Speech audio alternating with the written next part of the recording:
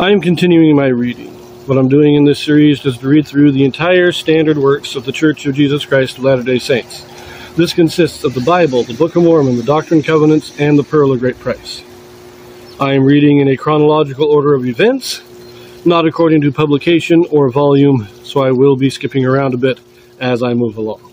Okay, my last video I read in 1 Kings chapter 22, where Jehoshaphat allies with Ahab to go against Syria. And all of Ahab's false prophets, 400 of them, are telling him how great it's going to be. He's going to go and slaughter the Syrians. But Jehoshaphat, being a good, righteous man, he wants the word of a true prophet.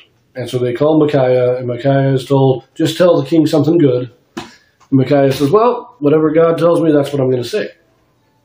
That's where we left it off. We're picking this up. Well, we're not picking it up, actually. We're turning to 2 Chronicles, chapter 18. Because chapter 18 of 2 Chronicles tells us the same story as chapter 22 in First Kings. So this is going to be a parallel telling of the story. This will be 2 Chronicles chapter 18, verses 1 through 13. So, here we go. Chapter 18. Jehoshaphat of Judah joins Ahab of Israel to fight Syria. Ahab's false prophets foretell victory. Micaiah prophesies fall and death of Ahab. Syrians slay Ahab. So same story as the last one. Now Jehoshaphat had riches and honor in abundance and joined affinity with Ahab. And after certain years he went down to Ahab to Samaria. And Ahab killed sheep and oxen for him in abundance and for the people that he had with him, and persuaded him to go up with him to Ramoth-Gilead. And Ahab, king of Israel, said unto Jehoshaphat, king of Judah, wilt thou go with me to Ramoth-Gilead? And he answered him, I am as thou art, and my people as thy people, and we will be with thee in the war.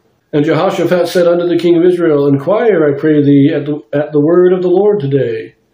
Therefore the king of Israel gathered together the prophets, 400 men, and said unto them, Shall we go to Ramoth-Gilead to battle, or shall I forbear?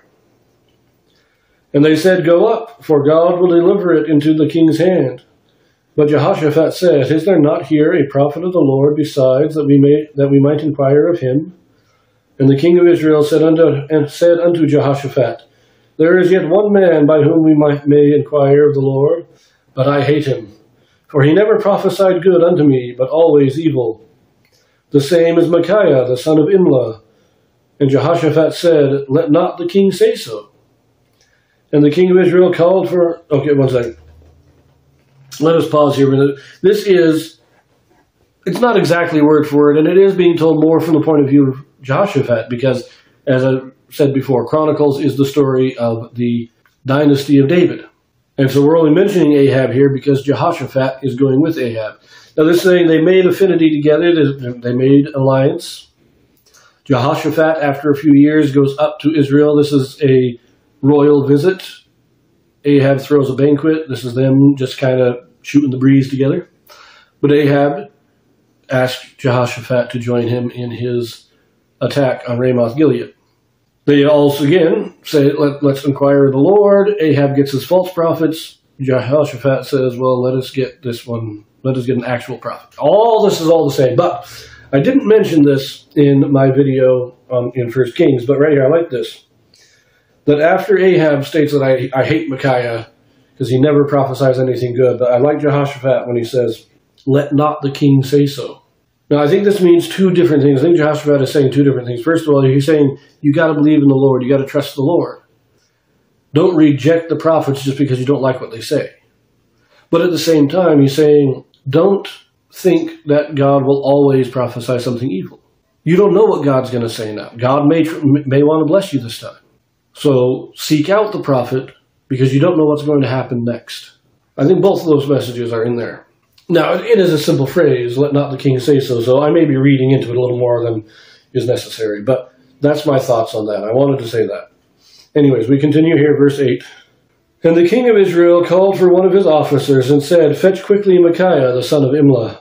And the king of Israel and Jehoshaphat, king of Judah, sat either of them on his throne, clothed in their robes, and they sat in a void place at the entering in of the gate of Samaria. And all the people prophesied, and all the prophets prophesied before them.